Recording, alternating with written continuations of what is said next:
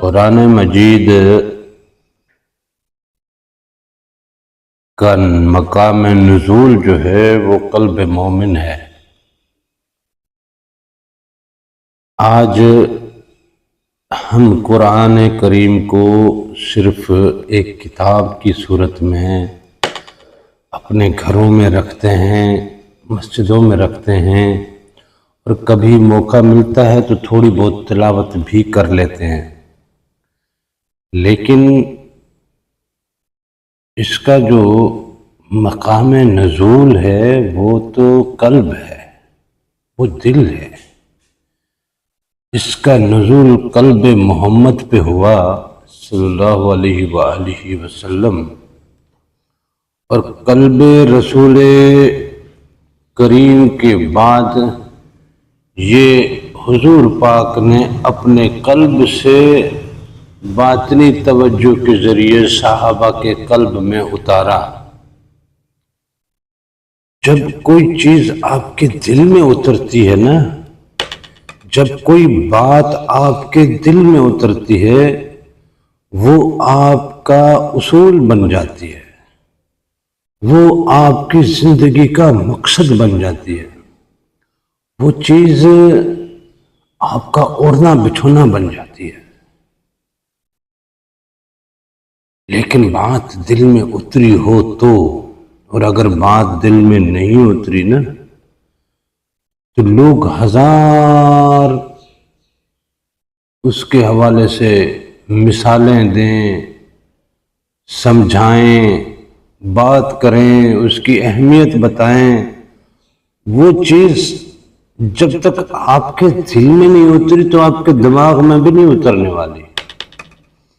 یہ آپ کہو گے کہ ہاں اس بات کو لوگ مانتے ہیں، لوگ اس چیز کا، یہ لوگ ایسا، لوگ ویسا، لیکن آپ بھی کہو گے ہاں جب اتنی دنیا کہہ رہی ہے تو ٹھیک ہے، یہ ایسا ہی ہے، لیکن وہ آپ کی زندگی کا اصول نہیں بنتا،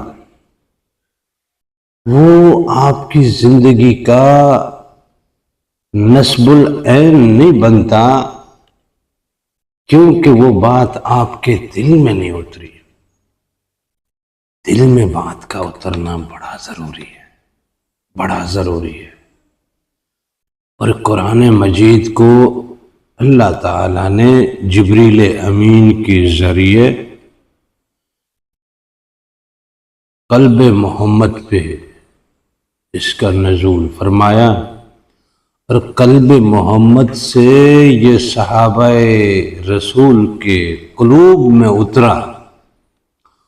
جیسے جیسے جس کے قلب میں اترا اس کی زندگی بدل گئی نا۔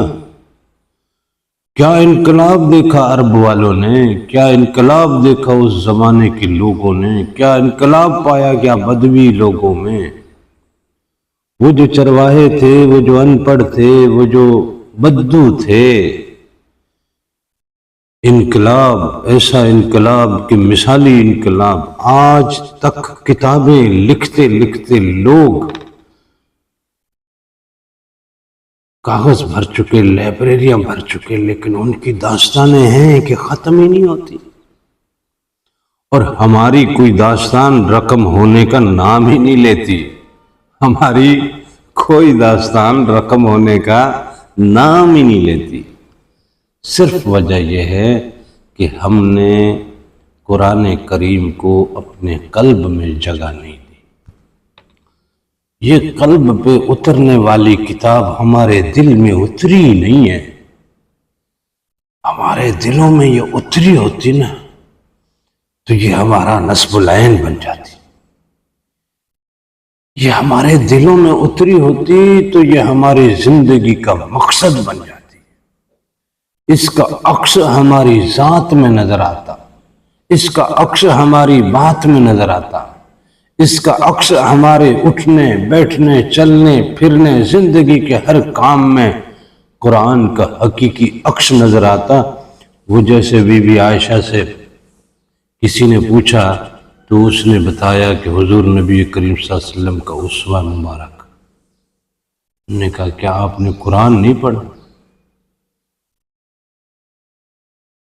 تو یہ قرآن انسان کا اسوہ بن جاتا ہے۔ یہ صرف حضور پاک کا اسوہ نہیں، حضور پاک نے اسے اپنی ذات کا اسوہ بنا کے ہمارے لیے مثال کے طور پہ پیش کر دیا کہ آپ نے بھی اس کو اپنی زندگی کا اسوہ بنانا ہے، اپنی زندگی کا اصول بنانا ہے، آپ نے اسے اپنی زندگی کا محور بنا دینا ہے۔ اسی میں آپ کی زندگی چھپی ہے، اس دنیا کی بھی اور اس دنیا کی بھی۔ کامیابیاں، کامرانیاں، برادریاں، رشتہ داریاں، کاروبار، ہر چیز، امن اور جنگ، ہر چیز، شادی اور بیاہ، طلاق اور خلا، اولاد، ماں باپ، رشتہ دار، ہر چیز اس میں ہے، اور اسی نے آگے کی دنیا میں آپ کو کامیابی اور کامرانی کی اڑان عطا کرنی ہے۔ بس اسے قلب مومن میں آنا چاہیے۔ جب یہ قلب میں اترتا ہے نا تو آپ کو بات ٹھیک سے سمجھ آ جاتی ہے کہ اللہ تعالیٰ نے بتانا کیا چاہا ہے، سمجھانا کیا چاہا ہے، یہ گائیڈ لائنز کیوں، یہ بروشر کیوں، یہ انسٹرکشن بکلیٹ کیوں، اس پروڈکٹ کو مینٹین کرنے اور اس کو ری شیڈول کرنے یا اس کو ریپیئر کرنے کا یہ بکلیٹ اللہ تعالیٰ نے جو اتارا ہے تو یہ اتارا ہمارے قلب میں تھا۔ یہ دل ہی ہے جہاں سے بلڈ سرکولیٹ ہو کے دماغ تک جاتا ہے، یہ دل ہی ہے جہاں سے حکومت کے سارے معاملات دماغ تک جاتے ہیں، دماغ آگے پھر اس کو جو ہے انفارمیشن کلیکشن اور انفارمیشن سپلائی کا کام جو ہے وہ دماغ سے ہوتا ہے، لیکن دماغ تک یہ بات، دماغ کو یہ بات جہاں سے ملتی ہے وہ دل ہے، اور دل میں قرآن کا ہونا چاہیے۔ یہی قرآن کا حقیقی مقام ہے، اور یہی حقیقت میں قرآن کو سمجھنے کا اصول ہے۔ یوں آپ ترجمہ پڑھ لیں گے، تفسیر بھی بہت ساری پڑھ لیں گے، پھر ان تفاسیر میں آپ کو کچھ اختلاف نظر آئیں گے، آپ بھی اختلافی فرد بن کے رہ جائیں گے، اور ہم بن چکے ہیں۔ اسی وجہ سے ہم آج اختلافی فرد بنے ہوئے ہیں، اجتماعیت ہماری ذات سے نکل چکی ہے، اجتماعیت ہماری زندگی سے نکل چکی ہے۔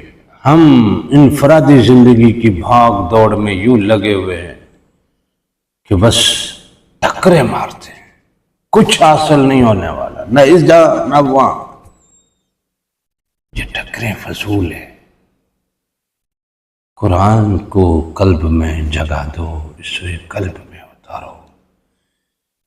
یہ جب اترتا ہے نا قلب پہ، ایک تسکین ملتی ہے، تمکین ملتی ہے، ایک سکون ملتا ہے، ایسی کھڑکیاں کھلتی ہیں علم کی، عرفان کی، نور کی، تدبر، فہم، فراست، ٹھہراؤ، صبر، استقامت، کیا کیا رنگ آپ کے ساتھ میں آتے ہیں، کیا کیا رنگ آپ کے ساتھ میں آتے ہیں۔ بس اسے آپ اپنے قلب میں اتاریں، قلب میں اتاریں، قلب میں اترے گا تو یہ آپ کی زندگی کو سنوارے گا۔